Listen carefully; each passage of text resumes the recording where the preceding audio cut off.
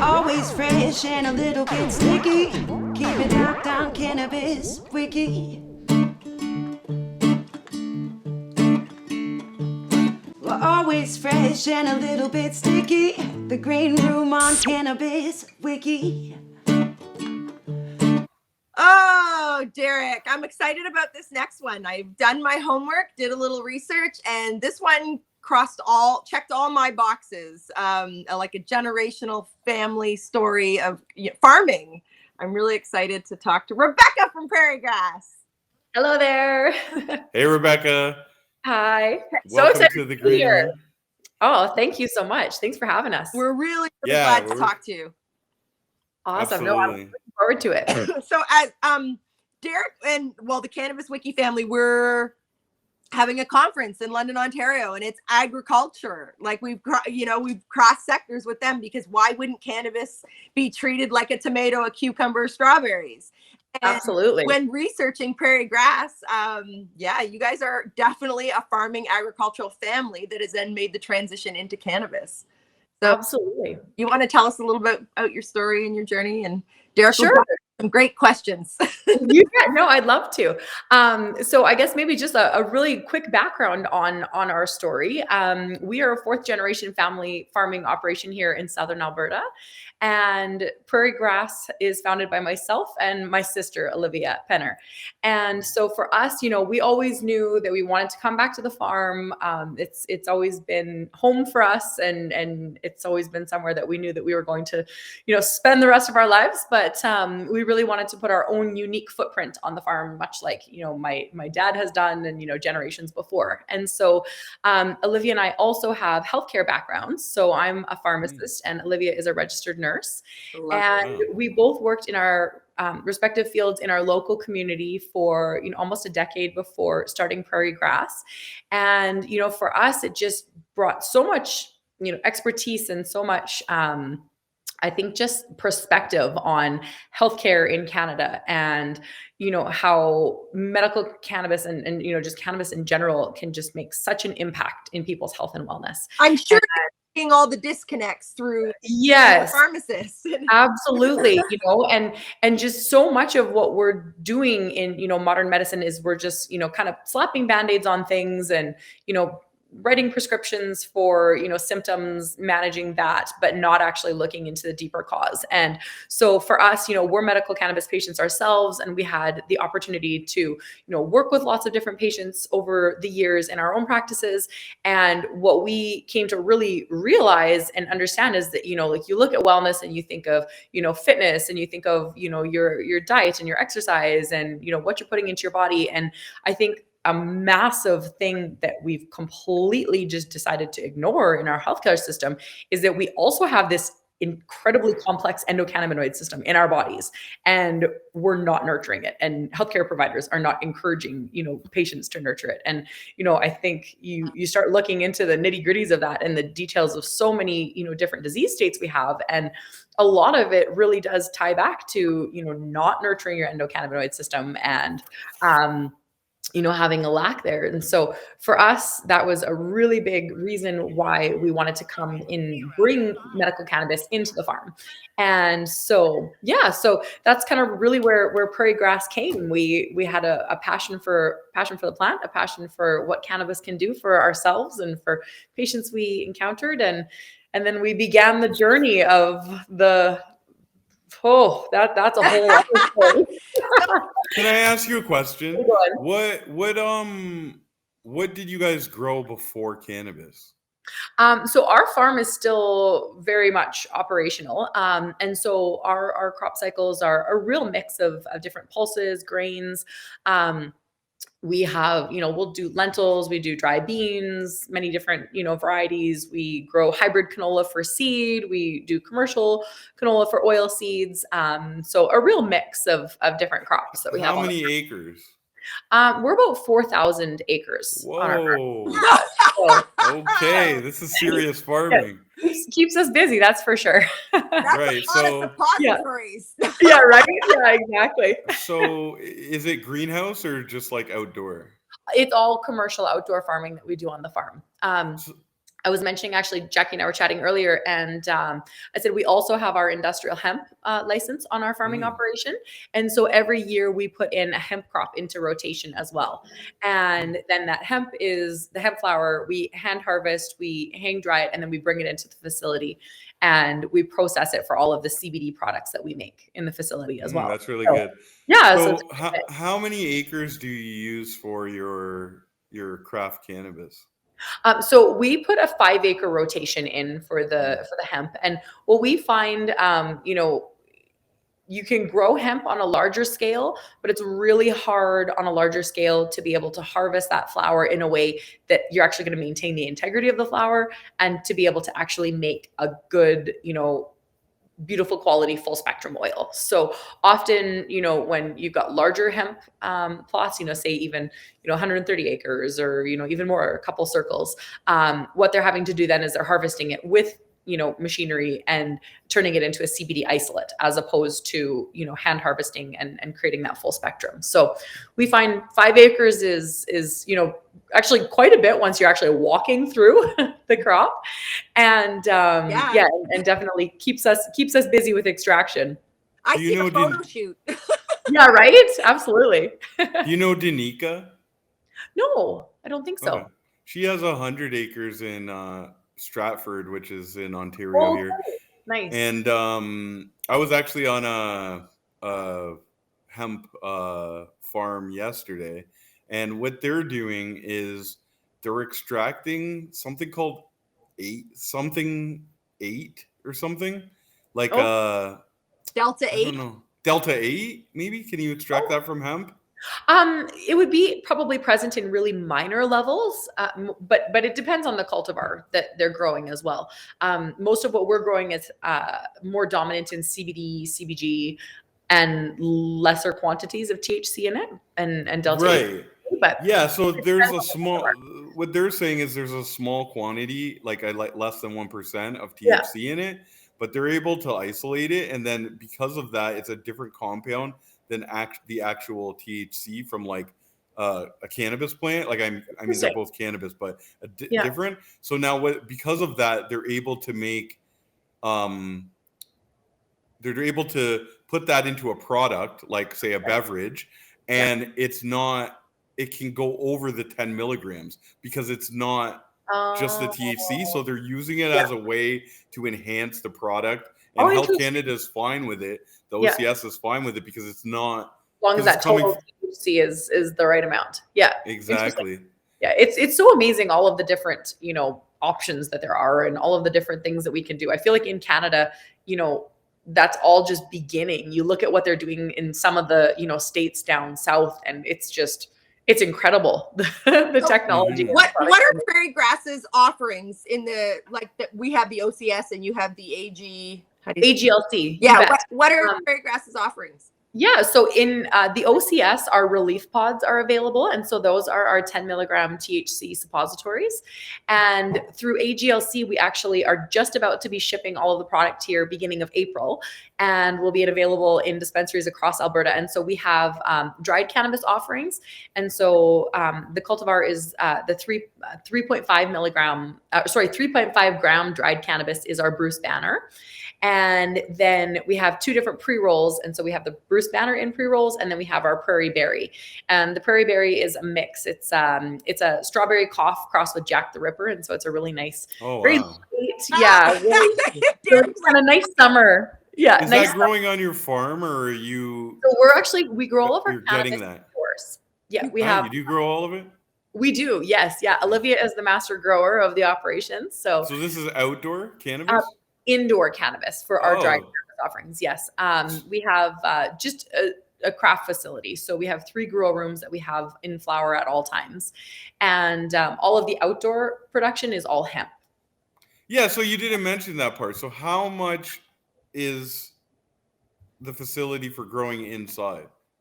So total license space is 13,000 square feet for the facility. and about 2,000 of that is flowering rooms. Okay, So nice. yeah, so it's enough to keep us busy, and then we're also really busy on the formulation side of things, and that's where our medical backgrounds really come into play. And we have our cannabis suppositories, and Ooh, so Jackie yeah, likes those. Yeah. yeah. Jackie likes those. Yeah, we love them too. And so we have two different strengths. And so our relief pods are a THC dominant, and we actually formulate those with the Bruce Banner extract that we make from the Bruce Banner. And so it's a full spectrum, really beautiful extract that we make and that we put into those. And then our Eve pods are a CBD dominant. And so those ones are 50 milligrams of CBD and approximately 2 milligrams of THC. And those are formulated from the hemp that we grow on the farm and then extract in the facility. So Let me ask you this question, because we've had similar products. We've talked about similar products, but the one thing that was missing was that they weren't available in the retail capacity. Recreational. They were only available through a medical license. So is yours going to be in the actual rec market? they will be, yes, they will be Oh, available in the brick and game mortar. changer. Yeah, and for us, that's one thing that it's kind of come up in conversation a couple of times, and there are some people that believe that this is specifically a medical product, but what we find is that for the conditions that people are using these products for, it's important that you have that access and that you have that ability to go into the store and to be able to grab it, because as you guys know, I'm sure it's a process to go and get script and to go, sign up with an LP and to order it. And if so I don't know, if I don't know it's going to work, but I could just go to the OCS or go to my local dispensary, grab a pack and try it. It's not going to hurt. Why not? So, I think you're on the right track, and definitely, I think Sam would be interested as Sticky Nugs would be interested in carrying these products, right? Yes, yeah, absolutely. And I think the access is key. Like the endometriosis community is massive, and they're not everyone wants to go go to the doctor, go to a prescription, go to whatever. Our bartenders are informed enough, and because of platforms like this, like we are having these conversations all the time, the better the access is to these things. Suppositories, did you guys come to that through a personal thing, or did you just think, okay, suppositories are going to be hot? I don't know. I don't think that that's what anyone says. Suppositories are going to be a hot ticket.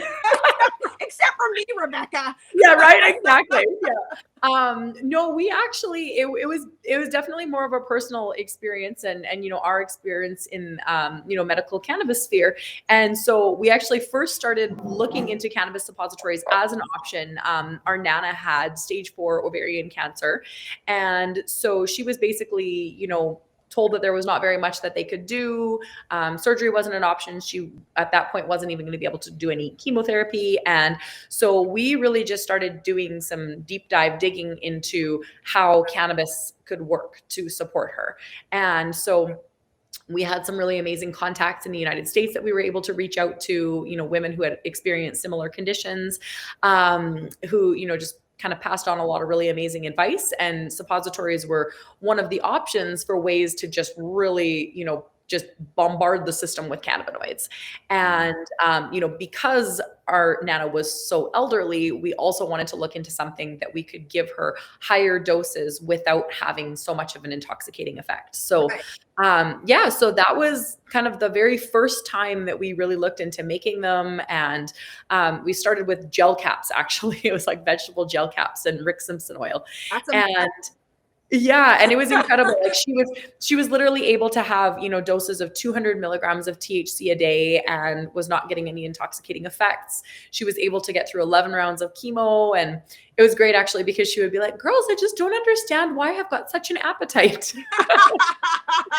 And so it was incredible. And, to this day, we're so thankful we can say that she's cancer free, and not that it's just the cannabis. It's just that was able to, be an important part. Why was she doing something else too? Yeah, she was doing her chemo. She did 11 rounds of chemo, so she had chemo. But this helped her definitely. 100%, yeah. And so then, from that, it really just grew, and we started experimenting with different suppository bases and different, strengths, and a lot of guinea pigs in the family. Mm-hmm. And But well, you can only have it because you're going retail. You can only have a certain amount. yeah, And so Health Canada has a stipulated limit of 10 milligrams of right. THC per pod, which So in your is test before that, what were the limits? Because you mentioned your grandma 200 milligrams. That cannot be achieved in no retail 100%. right now. Yeah, and so that was She would have all. to put 20 of them. Yeah, exactly. Yeah. And so that was all through, like medical use channels. And, even before Prairie Grass, we were just kind of mixing them up in the kitchen. So, so yeah, definitely that is one thing that I think is a really important, point to be brought up with Health Canada, that, these limits that are set, 10 milligrams is quite an arbitrary limit for them Really? placed on a suppository. When you look at, use cases in, the legacy market, in compassion clinics, I think the minimum dose was 25 milligrams, and then they went to 50, and they went to 100. And so, patients definitely look at this dosage form, and I think that it's a great way to be able to get higher doses for medical patients. But that being said, depending on the condition that you're using to treat it with, sometimes 10 milligrams is, a perfect dose. And we've been receiving a lot of, anecdotal, feedback from, patients, whether it's, women who are using it for endometriosis or, menstrual issues. And it's amazing. Actually, it literally makes our day every single time we receive feedback from patients that have, had that week of their life, changed for the better. So are you available in medical too? we are, yes. So right now we're on Aqualitis, and With we're Aqualitis. Aqualitis, and with Abamedix. And then for Alberta patients, we're with Total Cannabis Solutions, but they can only ship within Alberta.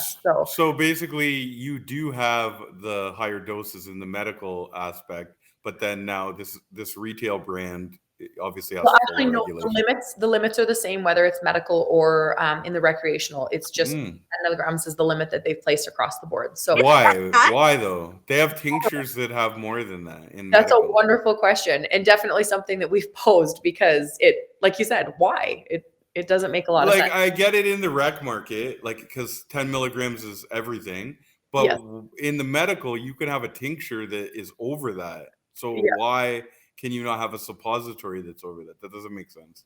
Yeah, no, I completely agree with you. It's like I said, it's just a section in the regulations and a limit that's been placed. So I think that's, a total room for potential, amendment to the regulations. How much is a pack? In the not in the medical, in the recreational, how much is it? $34.99 is what we're selling our packs. 10 of them? Yeah, for 10. Wow. I'm sorry, for 5. For 5. Yes. $4.99 for 5. Okay. Yeah, and we're actually working right now to get a larger pack size for medical as well, because that is something that we've heard in feedback from a lot of patients, because there's a lot of people that use it every single day. Yeah. And right, like Jackie. So yeah, and so it becomes, not as affordable when you're having to buy all of these 5 packs. So for, recreational, we'll leave it at that pack size, but for medical patients, we are working to bring out a larger pack size for those people who do want to use it every day. That's nice. Yeah. In the legacy market, there was, I think it was called Fioria. They were they were a 4-pack, and they were a 4-pack, and they were $80 for my goodness. And my husband was buying me 3 packs a week. Oh my goodness. Was the price. So that's a saint. Isn't he just a saint? So would Farmgate be something that, what would Prairie Grass be into Farmgate? Like I can. Oh my gosh. We would absolutely love that. It would be the best. I'm like, we're thinking about it. I'm like, and then I can take people on tours, and we can show them the chicks, and we can show them the land. Yeah. And then we'll throw some cannabis in there too. Yeah. Like imagine showing up to your farm, and I can get my suppositories, I can get my clones, I can grab some honey, some tomato, whatever, I grab my lentils. Like that's, if cannabis is a plant and in agriculture, and it's one of the superfoods, why are we not treating it as such? Oh, You know? absolutely. Yeah. We're definitely hoping that that's something that Alberta brings into place here soon, because, as you guys can see, you guys have had it in Ontario here for a while, and there's been some really successful examples of operations that have rolled that out. And I believe that BC is talking about it, or they've I've already seen that they're talking about it. Yes. Yes. Yeah. So definitely something that we would love to do, because I think it's, it's interesting. Even, we've had different groups where, we've had some bud tenders come in, and, people who are involved in the dispensaries. And it's such a, informative experience, because most people just go to the store, you purchase your cannabis, and you don't really think, a lot about the whole process that goes into it. And so I think, having that opportunity to come into the facility and to see, that whole process and understand, all the way from cloning to, the final trimming and packaging, every step along the way is so important. And your attention to detail and quality through that process, you can't let up at any point, because, if you're not curing properly, or if you don't have proper packaging techniques, you can, lose that quality. So, so I think it's amazing to be able to give people the opportunity to come and see that and to experience. What's the formulation? Oh, a formulation. Oh, so that's I always use that one as like pharmacy term, but basically like when we're compounding like a suppository, or when we're making our CBD oil, I always just use the terminology of it being a formulation, because I'm asking, what is your formulation? Like, are you using? Well, listen, what is it, like Colonel Sanders? Yeah, right. No, what I want to know is, like, are you using distillate, or are you using full, like the whole plant, full spectrum? For our extract products, we're using a full spectrum product. Oh, okay. I like that. Yeah, I like absolutely. that. That's way better. Yeah, and you have you have a good product there, because a lot of people, they just use distillate, and it's like you're not getting the full benefit. And we know that Rick Simpson oil is not about that, and a lot of people are just trying to piggyback off that and say like, oh yeah, that's the same thing. It's not the same thing. It has to be all of the plant. Like, we haven't even done all the research on everything in the plant, so yeah, you have to use everything. Especially if you're saying it's like a Rick Simpson oil, Phoenix Tears style, thing. No, absolutely. Rebecca's family is like, they're generational, like farmers and growers, and are cannabis users as well. They all consume cannabis on some form or another. So that's why you can tell, like, and a pharmacist and a nurse running the farm, like, they have a real passion for cannabis, and for doing this for the right reasons. Like Derek was just saying, like, some people just come in and they're doing this and do this. You guys have been testing it and trying it and for the right reasons, to make it work for the right reasons. And 100%. And, for us, like, that's the reason that we got into the cannabis space. And I think, you can say a lot of things about, the chaos of this space over the last couple of years. But, the reason that we got into this space was because we truly believe that cannabis has a very important place in wellness. And I think, back to the point of that whole plant difference, it makes a difference. You can't just use your leftover, garbage that was grown 2 years ago and then turn that into a distillate and then say you have medicine. Okay. We're using, like, typically the oil that we're using that's going into all of our batches, it's from, crops that we've harvested not more than a few months ago, and we'll do very small batch oil that we'll then, put into the batch of the products that we're making. And, that whole plant difference makes such a, impact on. It's a totally different product. And it's the education for the consumer to know that.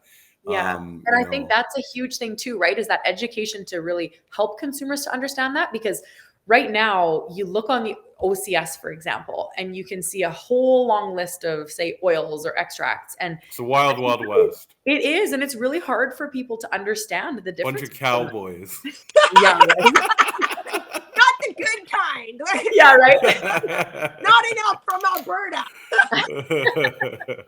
Yeah. So no, for us, like, education is just as important as, creating those quality products, because I think the more you educate and the more information you get out there, the more consumers can actually make better choices. And like, I want to buy your product already, and I don't even use suppositories. So at least I know it's full spectrum. Yeah, right?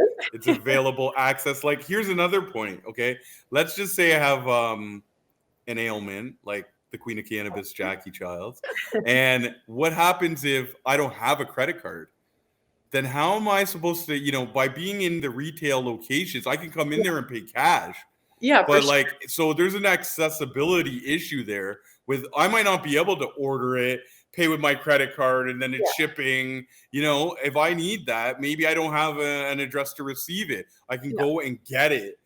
So Absolutely. you're offering accessibility, and then maybe eventually, whatever they'll get, if it's working for them, they'll figure out a way that maybe they could do it. Maybe they will, maybe they can't, but at least you're offering least you have that accessibility, option, right? where someone can walk in, pay cash, and get it. Yeah. Where all these medical programs, you can't do that. No, absolutely. And there's that time factor and Time. Right. Like, when I get a Crohn's outbreak and you have colitis, so when you're in a Absolutely. flare, right? Yeah. You need You want to get that right away. Yeah, Mhm. you want it now, not tomorrow evening, not next Wednesday. You want it now. Right. And I think another really important thing too is, when you look at cannabis as a wellness tool, and the fact that right now I think a lot of people that are accessing dispensaries, or say in the beginning of legalization, it's perhaps people that were already existing cannabis users. And I think it's really important to be able to start reaching out to communities of people who are maybe not necessarily your typical cannabis consumer, but still could really benefit from it as a wellness product. You even just talk about like the perimenopausal and menopausal communities, and women who are like say that age range where they wouldn't really think about going and walking into a dispensary, but when you hear about it and you perhaps have a solution that could be a helpful one, it's nice to have that access, and it's nice to just be able to walk in and say, okay, I want to try this and see how this works for my body. Definitely. Where can all of our viewers and our listeners find you across socials? What do you got? Yeah, so our website is prairiegrass.com. And so our website is definitely the most informative of our platforms. We have, the breakdown of, who we are as a company, who our family is, what our products are, what our process is. And then also our blog, where we're really trying to, get out some information where, we can. It's really good. Your blog. Oh, thank you. Yeah. What we've tried to do is we've tried to read the studies, read all of the information, and then put it together in a way that makes sense, and, that you can actually, utilize. So our website is a really awesome place to check. And then our Instagram as well, we're at Prairie Grass Inc. And and so we're always, sharing little posts of the facility and the farm, and then we're on Twitter at Prairie Grass Inc. as well. All right. But not quite as active on Twitter. More Instagram and website. On Twitter, Rebecca. Don't worry about it. It's springtime. You got seeds to do and stuff going on. You're not missing anything on Twitter. Perfect. Yeah, but no, we love it. And especially, when people are able to access, we've had some, patients that have just been so open and so, honest about their experience using, the suppositories specifically. And I think that that's such an amazing way to be able to share that information, because, otherwise you don't get to learn from other people's experiences and their own lived experiences with the product. So we're always so grateful for people sharing that way. What do you have, like a forum or a Discord or something like that? Like how are they sharing? A lot of times they're just making posts, so they're posting to their stories, or they're making Instagram posts, and Do you have a private Facebook group or something like? We do have a Facebook group actually, and we need to work on it a little bit more. I have to admit, we're not the techiest of people. You're out in the farm doing right? medicine. It's amazing, Yeah, so we're working really hard on kind of getting our tech platforms and social platforms a little bit more robust, and Facebook is a great one for that kind of communication in private groups and things like that. So does Prairie Grass offer tours? Is that something? Absolutely. Yeah. We've had a couple of really amazing tours that we've had so far where, we've been able to bring, different bud tenders and dispensaries. So, I think if it works with the schedule and if it's something that we can fit in, we're always really happy to show people around. Oh, we got to Prairie Grass, Derek. Absolutely. Yeah, I'm ready. I love that. Anytime you're in Alberta, you give me a call. Oh, I love it. Well, thank you for chatting with us. Derek, did you want to Anything else? You good? I think I'm good. I think I got it all. I think you need some. They're in the medical. They're in medical already. Yeah, absolutely. They're in the coming OCS. into retail. Yeah, well, they're actually already available at the OCS. Oh, they're available right now at the OCS. They are, yes, and hitting Alberta mid-April. Prairie Berry. Prairie Berry tastes like strawberry. Prairie Berry. It's going to be the perfect summer cultivar. Oh. Access. I like the Prairie Berry with the strawberry cough, and that's one of my favorite strains. So I like sativas. We weren't allowed to call it strawberry daiquiri because of the alcohol reference. So Prairie Berry was the perfect. I like strawberry daiquiris, especially in the summer, sitting on a patio, sipping on a strawberry daiquiri and enjoying a Prairie Berry. Sounds like a good thought. Right? It's the perfect combination. Oh, that's awesome. Well, thanks for joining us. Thanks for chatting. Oh, absolutely. Thanks for having me. We appreciate this was fun. I like this. When we'll come to you or you come to us, you have to have you in studio, or we'll come out to you, and that'd be fun, Derek. Imagine the content on all that. Did you say 400 acres? 4,000. 1,000. Like I said, anytime you're in Alberta, let us know. I would absolutely love to take you. We'll toss you on the back of a gator or maybe a horse and go for a tour. Yes, you will. Oh, that would be so fun. Well, thank you so much for joining us on the Green Room. Rebecca from Prairie Grass. Look forward to chatting with you again. Awesome. Thanks so much, guys. Thanks for joining us. Bye. Okay. Bye. We're always fresh and a little bit sticky. The Green Room on Cannabis Wiki.